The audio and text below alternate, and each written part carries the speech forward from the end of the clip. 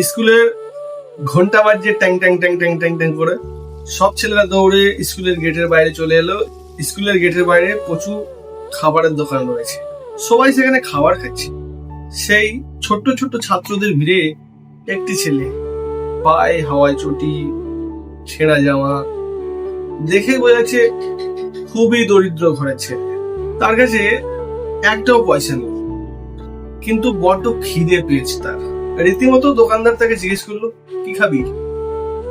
তার মায়াবী মুখটা দেখে সেই দোকানদারটা এক প্লেট ঘুগনি দেখে দিল। খুব খিদে পেয়েছে, সে হাউমাউ করে খেয়ে নিল। খাওয়ার শেষে সে দেখলো তার তো কাছে কোনো পয়সা নেই। এইবার বুঝি দোকানদার কাকু আমাকে মারবে, আমি পয়সা দিতে পারবো না। কিন্তু টিফিনের সময় ছিল, প্রচুর ছাত্রদের ভিড়। ঘুগনি দোকানদার কাকু বুঝতেই পারেনি। সে সেই সুযোগটা নিয়ে সেই ভিড়ের মাঝে আস্তে আস্তে লুকিয়ে গেল। এইভাবেই চলতে থাকে। সেই ছেলেটা প্রতিদিন টিফিনের সময় আসে, ঘুগনি খায়, এবং যখন অনেক ছাত্রের ভিড় হয়ে যায় সে তখন আস্তে আস্তে লুকিয়ে বেরিয়ে যায়। এইভাবে অনেক বছর কেটে গেল। সেই ছেলে সেই স্কুল পাশ করে বেরিয়ে গেছে। সেই দোকানদার কাকুর হয়তো সেই ছেলের কথা আর মনেও নেই।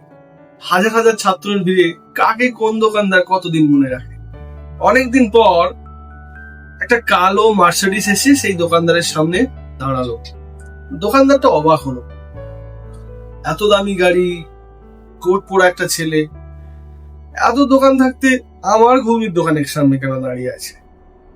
সেই ছেলেটা গুটি গুটি পায় সেই ঘুগনির দোকানের সামনে এসে দাঁড়ালো। ঘুগনির দোকানদারটা একটু বিস্মিত হয়ে তাকে জিজ্ঞেস করলো, আপনি কি কিছু খাবেন? আমার দোকানে বাবু ঘুগনি ছাড়া আর কিছু নেই। ছেলেটা হালকা মুচকে হাসলো এবং বললো, এক প্লেট ঘুগনি দিন। ঘুগনিটা যখন হাতে নিল, ছেলেটির হাতে ছিল একটা খাম। ছেলেটি বললো, কাকু এই খামটা একটু ধরুন, আপনার কাছে রাখুন, আমি ঘুগনি খাওয়া শেষে খামটা নিয়ে যাবো।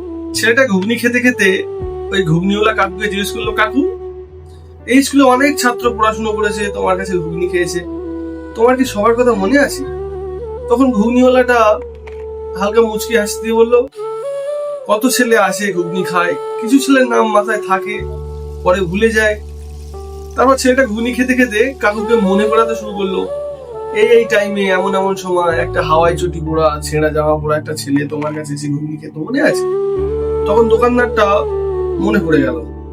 আহ, তুমি সেই ছেলেটি, বাহ, জীবনে অনেক উন্নতি করেছো। দেখে আজ অনেক খুশি হলাম, বাবা অনেক বছর বেঁচে থেকে।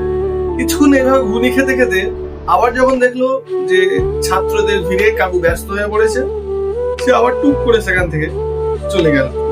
সে আজকেও সেই মানুষটাকে 1 টাকাও দেয়নি। দোকানদার কাকু যখন খেয়াল করেছে সেই ছেলেটি আবার চলে গেছে, কাকু মনে মনে একটু হাসলো আর মনে মনে বললো, তুই আজকেও টাকা দিলি না? তখন তুই ছোট ছিলিস, টাকা না দিয়ে চলে যেতিস, তুই হয়তো ভাবতিস আমি কিছুই জানি না, কিন্তু আমি সব জানতাম। কিন্তু তোর পরিস্থিতি দেখে কখনোই তোর কাছে টাকা চাইতাম, কিন্তু আজকে টাকাটা দিতে পারতিস। আর গাড়িতে যেতে যেতে ছেলেটি আজও ভাবছে, কাকু তুমি আজও সেই ভোলা মনে রয়ে গেলে, কিন্তু আজকে তো আমি তোমাকে টাকা দিলাম না, আজকেও সেটা তুমি খেয়াল করলে না কাকু? এটা ভাবতে ভাবতে সে তার দামি গাড়ি চেপে চলে যায়। কি মনে হচ্ছে ছেলেটির এইবার টাকাটা দেওয়া উচিত ছিল না? বিশাল অন্যায় করেছে না ছেলেটা? আসলে এখানে আলাদা একটা ঘটনা আছে। কাকু যখন দোকানটা বন্ধ করবে তখন সেই খামটা দেখতে পেল। ছেলেটা খামটা ফেলে গেল। বিস্মিত মনে কাকু ওই খামটা খুলে দেখলো খামের মধ্যে 5 লক্ষ টাকা এবং তার সাথে একটা চিঠি। কাকু চিঠিটা খুললো, চিঠিটা খুলে দেখলো সেখানে লেখা আছে, কাকু আমি তোমার অনেক টাকা মেরে দিয়েছি, অনেক সময় তোমার ঘুগনি খেয়ে গেছি, পয়সা ছিল না বলে পয়সা দিতে পারিনি, আজকেও তোমাকে আমি ঠকিয়ে এলাম, তাই আমার ব্যবসা একটা ছোট্ট অংশ তোমাকে তোমার দাম হিসেবে পরিশোধ করলাম। ব্যাপারটা কি সুন্দর না?